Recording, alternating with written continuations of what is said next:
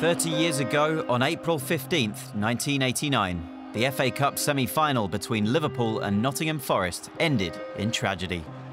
When police opened extra turnstiles to ease overcrowding outside the stadium, the resulting crush inside claimed the lives of 96 people. We met survivors of the Hillsborough disaster and heard their own accounts of one of the darkest days in the history of football.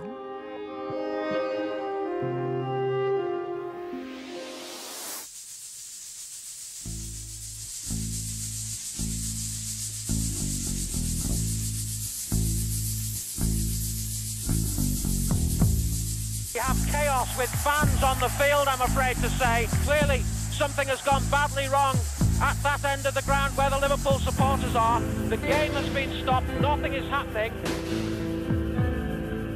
The worst disaster in British sporting history happened at the start of the FA Cup semi-final between Liverpool and Nottingham Forest. The steel fences installed to contain potential violence became a death trap.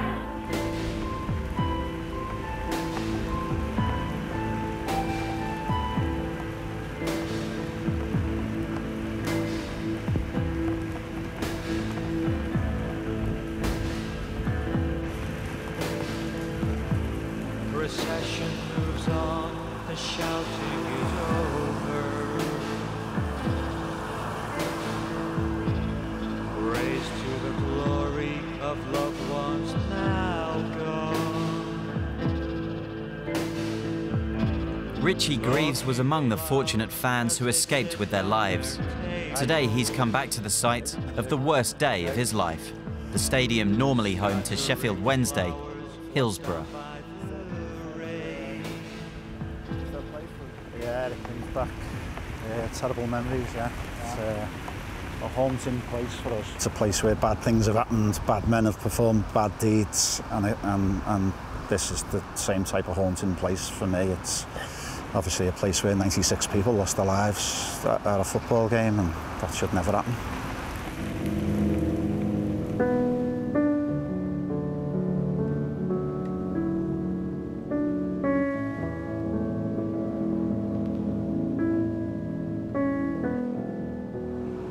The lad I went with on the day can't even speak about it up until now, and I know a lot of people can't, so those of us that can have to be, I think, the eyes and the ears, and we have to speak. So it's important for us to keep telling the truth, keep letting people know how terrible this was. You know, like he's a scouser, like, but he moved to The Lion Tavern, just outside Liverpool's city centre, and a few blocks away from the River Mersey. So they might come in and say, you know, Richie Greaves and other Hillsborough survivors meet up at the pub before and after Liverpool home games. It's gone by the Monday. It's crazy, you know, $100 million, you know, $150 million. You know, with a little bit of, you know, turn around the right, so the management could do well for it.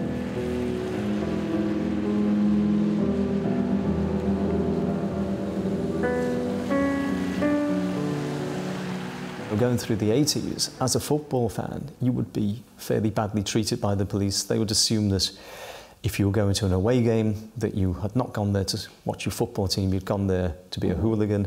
They would assume that you know, there was going to be hooliganism, and they would police you very, very strictly. Kevin SAMPSON has written a book about the tragedy. It features personal stories from fans who survived Hillsborough and has in itself helped others to come together. Hillsborough Voices revisits the traumatic day in Sheffield that they will never forget, April 15th, 1989. It was a day that started off with so much hope and optimism and kind of childlike excitement. It's the semi-final of the FA Cup. So we managed to get to the Hillsborough area of Sheffield round about sort of 2 o'clock. So we said, OK, we'll park up. We'll find a pub, we'll go and have a drink, and then we'll make our way to the ground. When we got into the pub, it was actually mainly Nottingham Forest fans in there. It was a really good atmosphere.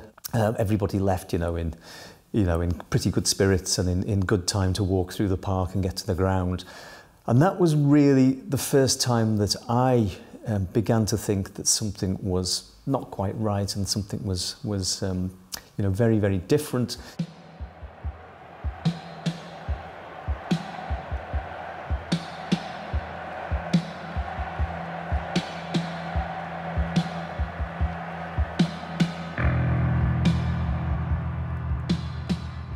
Thinking back to those days, Hillsborough is without doubt the most traumatic time of my life, the darkest day ever.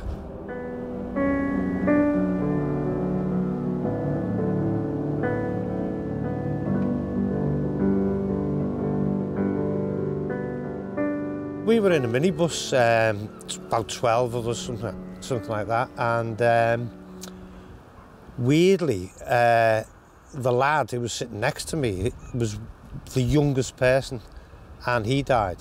It was the usual people kind of, you know, queuing up, excited, singing, and it just took forever to get in the ground.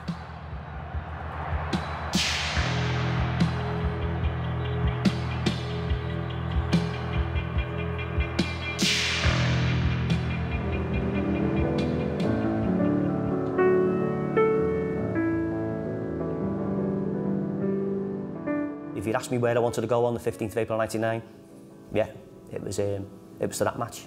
And full of expectation. We had a fantastic team at that time, very entertaining team. Of course, walking down to the ground with that anticipation, getting into the ground with that anticipation, I didn't have a hint of what was going to come. It was hell on earth, basically. The day turned upside down quite quickly. The Hillsborough football ground, already filled to its 54,000 capacity, came under severe pressure as extra hundreds packed into the terraces allocated to Liverpool.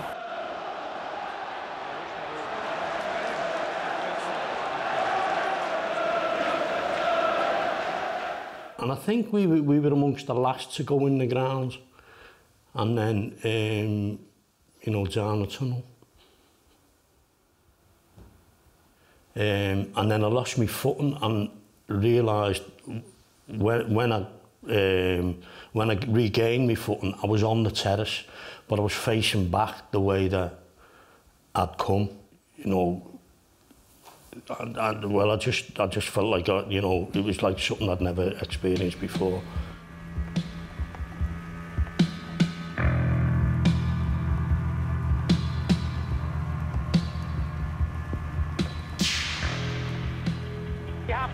With fans on the field, I'm afraid to say. Clearly, something has gone badly wrong at that end of the ground where the Liverpool supporters are. The game has been stopped, nothing is happening.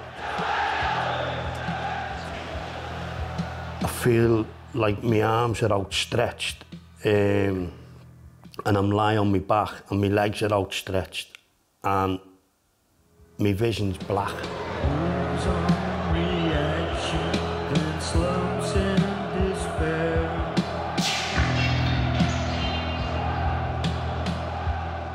And I was going down, and the last conscious thought I had was, what about Tina and the baby? And I looked back at the crush in the Leppings Lane and watched myself being crushed by a perfect circle of people, and I was in the middle. The last thing I remember is that cloud tunnel, and then there's a blank.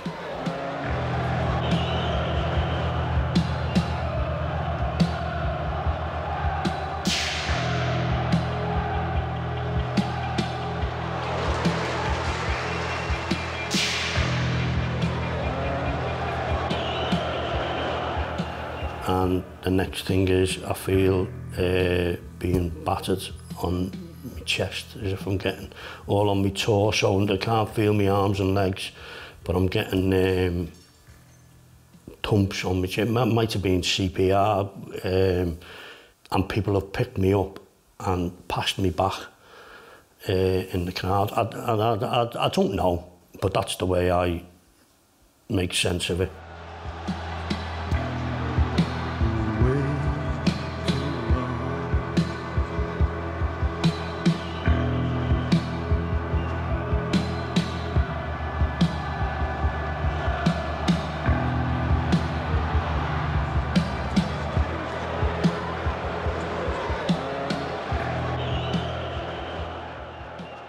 I remember shouting to a policeman. Now, bear in mind, in all this noise and in all this distress, I was close enough to the fence to make eye contact with the policeman, and I remember shouting to him, and I didn't swear.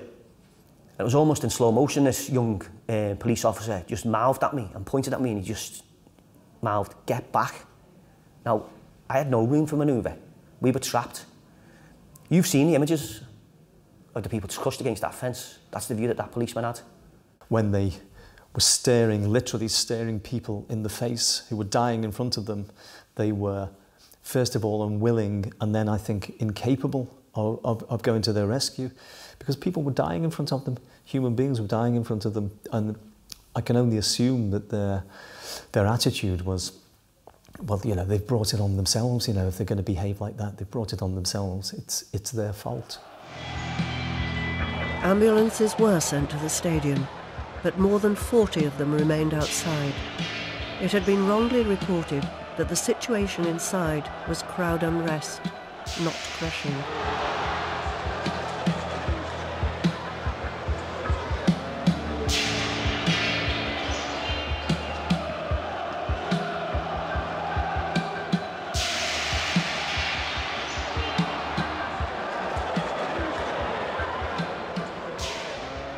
At that stage, I think we were near enough to Pen 2 then. There was people in Pen 2 putting their hands through the fence and kind of giving you a bunk over into Pen 2, and that's what happened to us. We managed to escape into there, and from there we got out onto the pitch.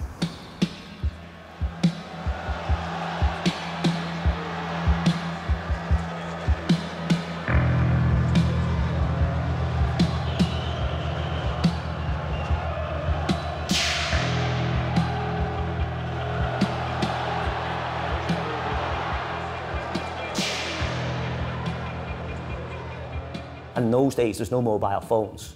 So you'd pick a landmark and say, well, we'll meet there after the game. And I waited there at this place, the pre-arranged place, and I waited for what seemed like forever. So I waited for ages, and there was other people coming back in the street and everything. And then sometime later, my 3 friends who had came to the game with come round the corner together. And they ran to me, and we hugged each other. And people like to shake hands when they meet each other these days and hug each other, but back in the 1980s, young men didn't do that.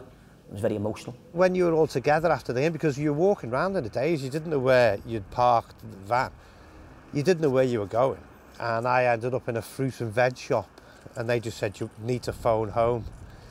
And I phoned my parents and said, I'm alive. And they were saying, oh, it's going up from 30 to 40 to 50, to just the death toll. So I went to bed and I cried myself to sleep. And then my mum woke me up in the morning, and my mate who got a ticket for, who lived in our street, who the wives were worrying about, he'd been killed. I couldn't believe it. I just couldn't believe it. And the whole area was just devastated. It was just shock, sorrow. When you walk through a storm, hold your head up high and don't be afraid of the dark. At the end of the storm is a golden sky and the sweet silver song of the lark. Walk on through the wind, walk on through the rain, though your dreams be tossed and blown.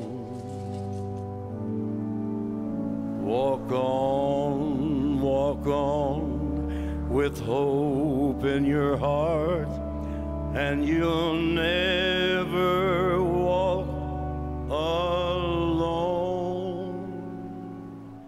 I got a phone call off a friend on that morning, and he said to me, have you seen what the newspapers are saying about us?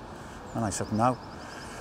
And he said, well, they're saying we were drunk, ticketless, and we robbed from the dead. And that was just a hammer blow. The paper in question, The Sun, with its own distorted version of events in which it blamed the fans under a now notorious headline.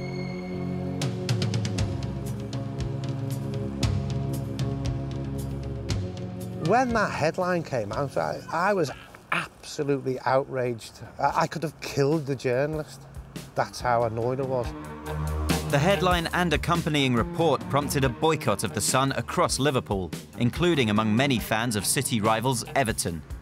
Many newsagents refused to even sell the paper. The anger and outrage back then never went away completely. The Sun remained unforgotten and unforgiven. You know, for 23 years of my life, I've been painted as a drunken, ticketless murderer.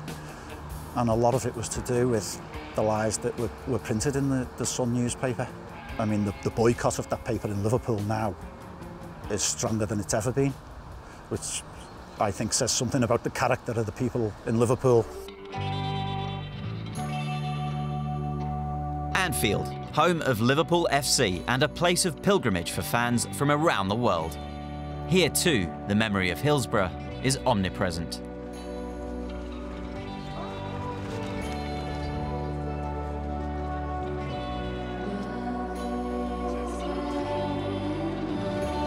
You'll never walk alone, sing the fans at every game, and it seems nobody does here.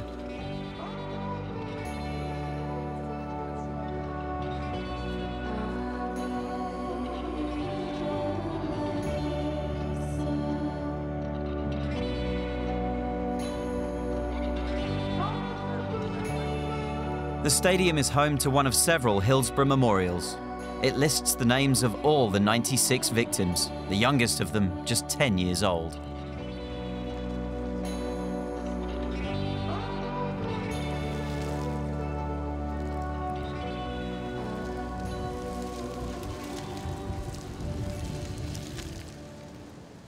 Thank you, Mr. Speaker. Mr. Speaker, yesterday marked a momentous day for the family and friends of the 96 victims of the Hillsborough disaster.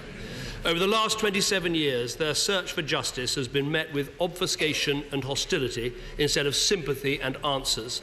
As I said to the House in 2012 about the Hillsborough Independent Panel's report, it's wrong that the families had to wait for so long and to fight so hard just to get to the truth.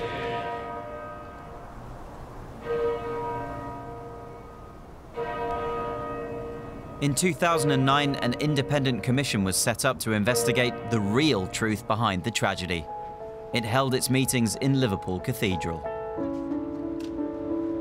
41 people therefore had evidence that they had potential to survive after the period of 315. More anguish for relatives of those who lost their lives. But among the findings of the independent panel's report, published in 2012, exoneration for the fans, 23 years after the event. Got the bastards. In addition to The Sun, the initial police report had likewise blamed supporters. But in 1991, the official coroner's inquest recorded a verdict of accidental death. Later, families undertook a series of private prosecutions blaming the police, but to no avail. So the results of the independent panel in 2012 at least provided some sense of justice. The truth being delivered to the world by the Hillsborough Independent Panel report changed my life. Fantastic. I was definitely carrying some kind of weight on me that was lifted that day. Then the inquests gave some justice, because now these people are recognised to have been unlawfully killed. And the Liverpool supporters and those who were killed themselves and those who survived the pens and those who witnessed those horrific events were emphatically cleared in the inquests of any blame at all. I broke down crying.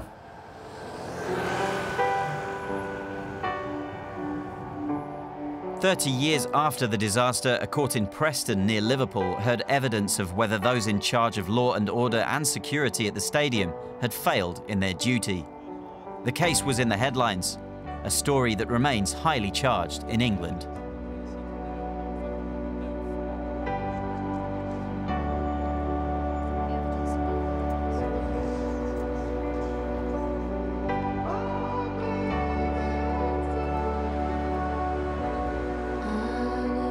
Proceedings had been attended for months by families of the deceased.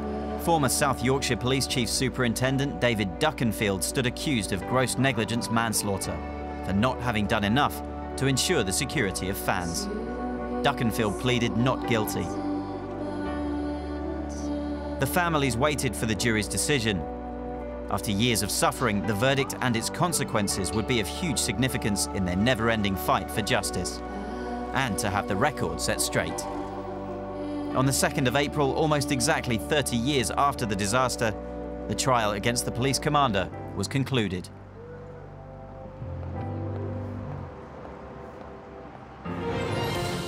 The jury in the trial of the Hillsborough match commander has been unable to reach a verdict. Former Chief Superintendent David Duckenfield, now 74, had denied the gross negligence manslaughter of 95 Liverpool fans in the 1989 disaster. The prosecution said David Duckenfield was ultimately responsible for Hillsborough. The defence said he was unfairly singled out for blame. The jury couldn't decide, as his 3-month trial ended without a verdict. Nice perfume, yeah. You want a hug? Oh, the jury's failed to reach a verdict. The friends are sad, but not surprised. Hey, adios amigo. Bonjour, fellas. They still have hopes of one day seeing justice for all.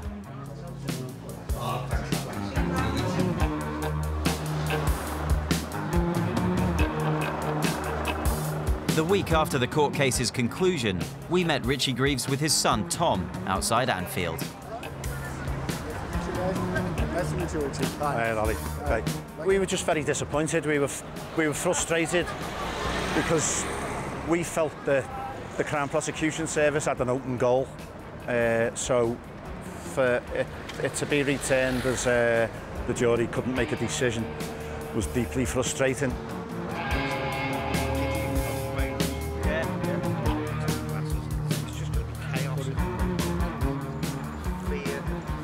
In my opinion, you know, there won't be a day when the flame goes out and the fight disappears. If there's still a battle to be won, then we'll be here together fighting it. That's the message. Liverpool is it's a bit of a militant city, a socialist city, and they don't like being told what to do. Liverpool's a one-off, and yeah, they did pick on the wrong city. Going back to head or back here? Sets it like you need to one this like it's baseball's Peter Carney's doing a total like, you know, good guy. How are you, son? Good morning. Wouldn't have minded a draw like against Tottenham. I'd gladly put myself out to meet with somebody else who's been in pen 3 and 4. And I still gain great strength from meeting with people who've been in pens 3 and 4. Hillsborough is a life force. Hillsborough is a social dynamic, you know, and the energy of that is such that because of my place in it, you've got to keep moving on there, you know. Yeah, and that's what I needed to do in the pens. I often reflect the thing back and so what does that mean in the pens, you know. That's that thing, got to keep moving. We know, as Liverpool supporters, that we weren't to blame. So, if they say, OK, you weren't to blame, because they have said that already, it doesn't really make me feel any better, really. It happened, and it was the fault of the authorities, but we're not allowed to say that. But what do we get at the end of the day, you know, at the end of the storm, you know? You get the golden sky. At the end of the storm is a golden sky. Deep down, it just happened and it was horrible. But there is nowhere, we don't get a big gold pot at the end of it. You don't get anything. You just get a little bit of peace of mind.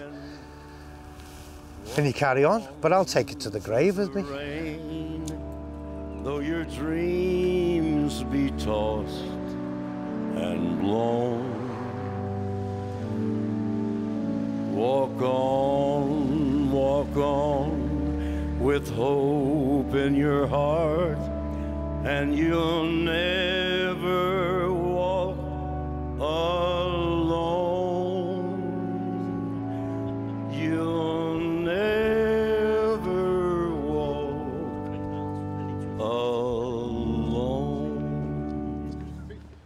crisps at least, hasn't there?